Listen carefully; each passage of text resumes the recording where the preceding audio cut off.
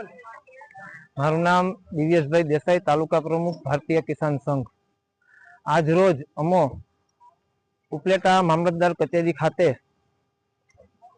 તાલુકા પંચાયતના સદસ્યો, જિલ્લા પંચાયતના સદસ્ય, ખેડૂત અગ્રણીઓ, ખેડૂતો, દરેક ગામના સરપંચો આ તકે અમારી સાથે જોડાઈ અને મામલતદારશ્રીને આવેદનપત્ર આપેલ છે।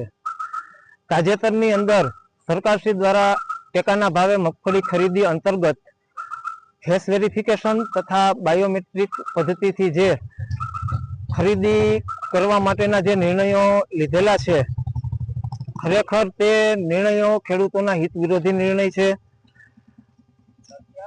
આવા નિર્ણયો લેવાથી અમારા વિસ્તારના ખેડૂતોની અંદર નારાજગી પ્રસરી છે।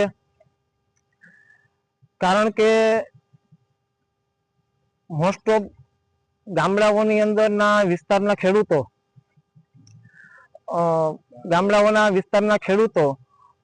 ભાડા પેટે અથવા ભાગની અંદર જમીન રાખીને ખેતી કરતા હોય છે।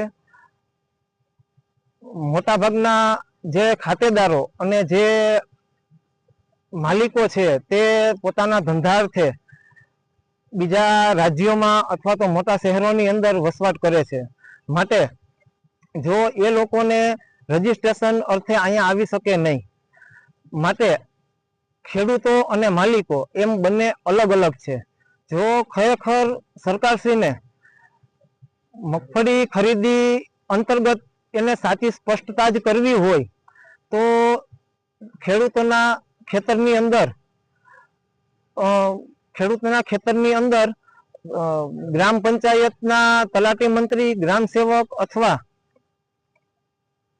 સરકારી કર્મચારી મારફત સર્વે કરાવી અને જો